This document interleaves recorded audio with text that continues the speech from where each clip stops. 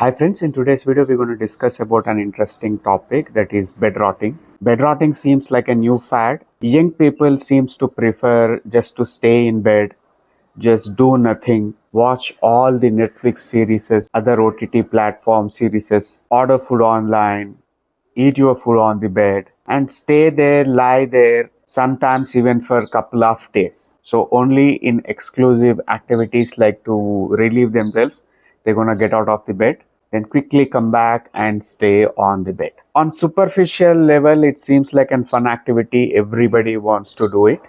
Nobody wants to work, nobody wants to put in effort, nobody wants to go through the grind. So what's the point? Somebody chooses not to go outside, somebody chooses not to meet new people, somebody chooses to stay in bed. The devil lies in the details. I have a client, she is 16-year-old sports person, she is an expert in badminton and she often goes outside of the state and plays and participates in the tournaments. And her coach puts her in this rigorous routine that she is not at all allowed to touch ice cream or any sweet or any fun activity generally we tend to see associate teenagers indulging in. She doesn't have access to her phone. Her routine is strictly packaged and managed. She is in her own level. She is a sports person, an established sports person who is doing well.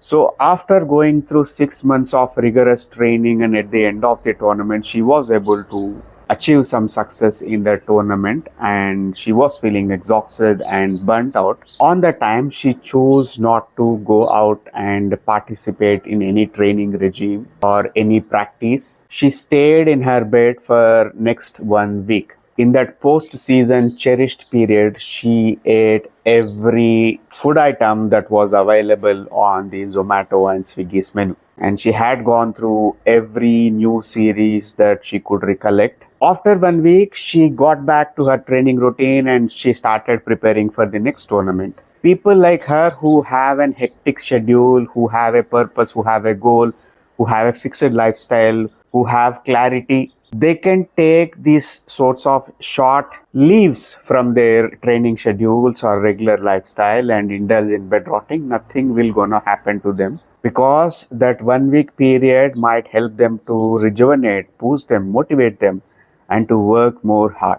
But for an average teenager who is going to college or school, studying, struggling with the peers, who doesn't have great communication skills, who doesn't know how to connect with the other person, who doesn't have any idea of interpersonal skills, and who is having serious troubles dealing with their self, like they have some body dysmorphic issues. We often see that people complaining about small acne, blemish or scar. Look at me, I do have a crooked nose, like deviated nasal septum that at the age of 19, my doctor advised me to go for surgery. But on the time I didn't prefer, I was okay with it. If I faced any breathing issues, then I'm gonna go for the surgery, not just because of aesthetics or just for the sake of doing it. I'm not gonna do.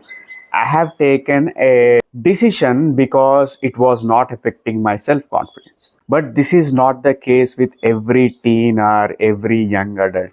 People often, I see that they will not at all willing to go outside and meet people or make new friends because they have a small acne, some pimple, or they are obese, or they are not happy with their skin complexion, they are not comfortable with their skin and bone.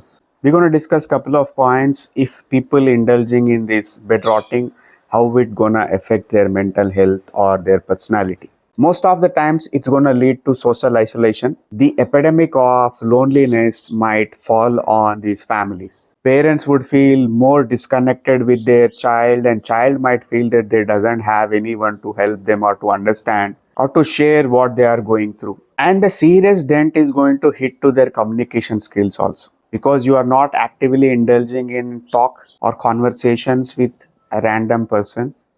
You are not putting or making that effort to speak to a stranger. Instead of going to a grocery store, people might prefer to take the orders, order the food, order the groceries, order the vegetables online. Without opening your mouth, you could do all sorts of transactions. Interpersonal skills gonna get hit. If I have to name few factors in this behavior, that lack of motivation, lack of purpose, lack of communication skills, lack of social support, lack of empathetic family persons, lack of empathetic people around them, like parents, siblings, grandparents, support system, relatives, friends. In some gray cases, there might be a part of mental health issue which wasn't diagnosed. Even though if you doesn't want to go and meet people or talk to a stranger, you could go outside, visit a coffee shop, order your coffee, take your book out, and by sipping your coffee, read the book just to grab the aura and energy of people around you. You would be able to see so many people of different ages traveling, talking, and making connections. When you go outside, when you be in the vicinity of the different sects and different demographies, obviously you're gonna get the energy and vibe of different people. You are not making an eye contact or you are not talking to them, but you are being in the presence of the rest of the humanity. Or you could simply go visit a scenic place or some nature, a picturesque place. Simply walk in the wilderness, on some beach or some on green grass. Or you could simply play with some pets. Or you could volunteer yourself for some activity. Or take some time out to participate in some temple puja or renovation or cleaning activity. You might not get any monetary benefit doing such activities, but you will get a purpose. I did some good thing. I accomplished something. I did some good for other human beings, other living beings. Because of such simple activities, you will boost your morale and self confidence. If you really want to get the high and if you really want to feel like you are alive, you could simply go outside and walk for a couple of kilometers or jog or run or participate in gym, train, lift some weights, talk to some people or hire a trainer or do some yoga or do some sun salutations. Couple of days back that I have realized that I had put on like 4 to 5 kgs of more weight. I am looking little more puffy and there is an visible amount of belly fat is there. So even though I was doing some pranayam, yoga, meditation in my home, that I wasn't being very physical because I work from home. I have an office upstairs.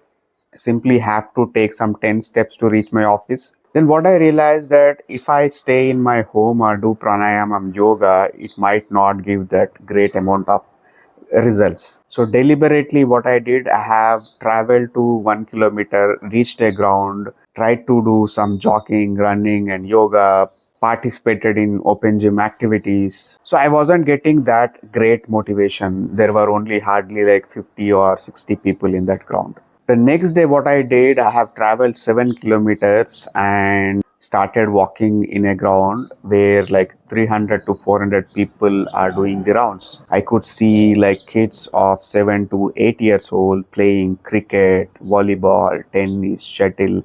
There were people practicing the basketball. There were a judo class was going on.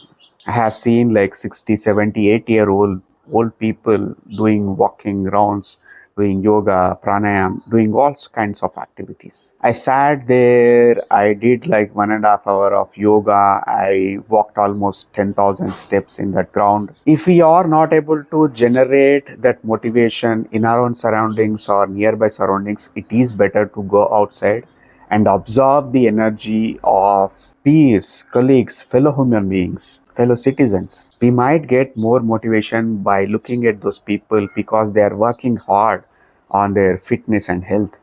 It's obvious that it's gonna work like a positive peer influence. The first thing that I would like to share, that if you know somebody who is going through such phase or who is going through some mental health issue or bad breakup, who had lost somebody very close to them, please seek a mental health professional's advice. Bedrotting in some cases might help because they are putting that much of effort to succeed, to progress, to grow in their life. They are seeing it as just a positive coping mechanism to offload the tension and burnout that they are facing. But in many sections and many cases, it might be counterproductive, might yield harmful results. So have a healthy communication with your children and teens.